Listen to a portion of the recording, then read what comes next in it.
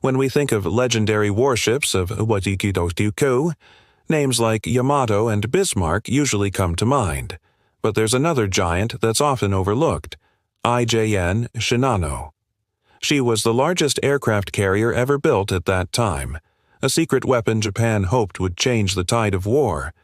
Yet, incredibly, Shinano's story lasted only 10 days. Launched in late 1944, she never saw a single battle. Instead, her first voyage also became her last, ending in one of the most shocking sinkings of WWII. It wasn't a massive fleet action or an air raid that doomed her. It was a single American submarine, lurking in the Pacific waters, waiting for a target. What makes Shinano's sinking so fascinating is the sheer scale of it all. The biggest warship ever sunk at sea, taken down before she even had a chance to fight. So let's look at how this massive carrier came to be, and why her final voyage became one of the shortest in naval history. The Shinano actually began her life not as an aircraft carrier, but as the third battleship of the Yamato-class. Japan originally planned her to be another massive gun platform, bristling with huge 18-inch cannons like her sisters, Yamato and Musashi. But by 1942, the war had already shown that aircraft carriers, not battleships, would dominate the seas. The destruction of Japanese carriers at Midway convinced naval planners that Shinano needed a different role. So, halfway through construction, she was redesigned into a supercarrier, unlike anything the Allies had seen before. Her displacement was enormous, over 70,000 tons, making her larger than any other carrier of the war. She wasn't just built to carry planes. She was designed as a floating fortress, heavily armored to resist bombs and torpedoes. Her designers believed she could survive attacks that would sink ordinary carriers. This gave her an aura of invincibility, at least on paper. But because the war situation was desperate, construction was rushed. Corners were cut, and training crews had little time. Shinano became a secret project, hidden from American reconnaissance. Workers were sworn to silence, and security around her construction site was incredibly tight. By late 1944, she was ready, or at least ready enough to be sent out. Japan hoped she would be the answer to American dominance in the Pacific. But as history shows, Shinano's size and secrecy weren't enough to save her from what was coming. On November 19, 1944, Shinano was officially commissioned into the Imperial Japanese Navy. But unlike other carriers, there was no grand ceremony. Her launch was kept quiet, with only a handful of officials and crew aware of her existence. Most of her systems were still incomplete. Elevators, pumps, and defensive guns weren't fully tested. Many of her crew were new recruits, barely trained to handle a ship of such enormous size. Still, Japan couldn't wait. The war situation was desperate, and every available asset needed to be moved. The plan was to sail Shinano from Yokosuka to Kure Naval Base, where she would be fully outfitted. To avoid being spotted by American planes, the voyage was planned under the cover of night. Even so, there was tension on board. Few believed the ship was truly ready for sea. Her captain, Toshio Abe, reportedly expressed concerns about the readiness of the pumps and watertight compartments. Still, orders were orders. And on the evening of November 28th, Shinano slipped out of port, escorted by destroyers. Sailors marveled at her size. Even half-complete, she towered over her escorts, a floating giant in the night.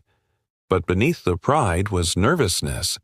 Many crew members whispered that it felt like they were rushing into danger. The ship carried precious cargo, too: aircraft, supplies, and parts intended for Japan's crumbling defenses. Her voyage wasn't just a relocation. It was vital for Japan's war effort. Ironically, this urgency only increased the risk because haste meant safety protocols weren't fully in place. Engineers knew the ship's watertight doors weren't finished. Critical compartments were vulnerable, but no one expected Shinano's weaknesses would be exposed so soon. Just hours after leaving Yokosuka, she entered the hunting grounds of an American submarine. Waiting in the dark waters was USS Archerfish, a fleet submarine that had been patrolling for days. And what happened next sealed Shinano's fate forever. A USS Archerfish, commanded by Commander Joseph Enright, had been patrolling off the coast of Japan without much success.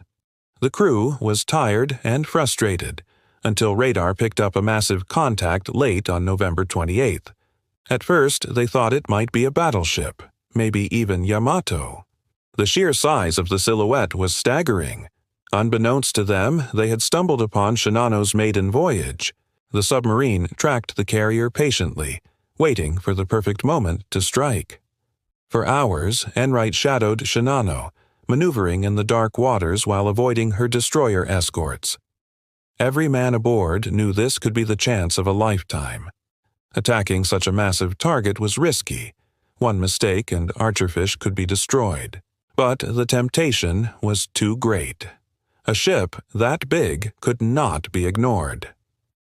Shortly after midnight on November 29th, Archerfish moved into firing position. Enright ordered 6 torpedoes launched in a single spread, aimed at Shinano's enormous hull. Moments later, explosions echoed through the water. 4 torpedoes slammed into Shinano's side. The giant carrier shuddered, water rushing into her unfinished compartments. On board, chaos erupted. Crews scrambled to seal flooding sections, but many watertight doors weren't installed. Captain Abe tried to steady the ship, ordering pumps to be activated. But the pumps failed to keep up. The flooding spread faster than damage control teams could respond. Shinano began listing to starboard, her massive weight dragging her deeper with each passing hour. Destroyer escorts circled frantically, dropping depth charges to hunt Archerfish. But Enright had already slipped away, leaving his torpedoes to finish the job. On Shinano, sailors fought desperately, bailing water with buckets in some compartments. The unfinished state of the ship made damage control nearly impossible. By dawn, it was clear the situation was hopeless. The flooding couldn't be stopped. Captain Abe gave the order to abandon ship, though many refused to leave at first. Within hours, the largest aircraft carrier in the world was slipping beneath the waves. Her first voyage had lasted less than a day at sea, and it was already her last. By mid-morning on November 29, 1944, Shinano's list had grown severe. Her massive bulk began to drag dangerously toward the sea. Crewmen tried one last time to stabilize her, but the pumps failed, and compartments filled faster than anyone could react. Captain Abe refused to leave his post, reportedly vowing to go down with the ship. Sailors clung to debris and rafts, while destroyer escorts moved in to rescue survivors. At 10:57 a.m., Shinano finally rolled onto her side and slipped beneath the waves. It had been less than 24 hours since she left port, and now the largest carrier in the world was gone. More than 400 sailors were on board when the torpedoes struck. Only around 1,000 were rescued. Hundreds perished in the freezing waters of the Pacific. Among the dead was Captain Abe himself, who honored his word and sank with his ship. News of the disaster was kept secret by Japan, fearing the morale impact would be devastating. Even many Japanese citizens never knew Shinano had existed until after the war. For the Americans, USS Archerfish had scored one of the most astonishing victories in submarine history. Commander Enright and his crew were celebrated, their patrol becoming legendary in naval warfare. But what made Shinano's loss remarkable wasn't just her size. It was how quickly such a massive ship could fall when rushed into service and left unfinished. Her designers believed armor and bulk made her invincible. Reality proved otherwise. In the end, technology and secrecy couldn't overcome poor preparation.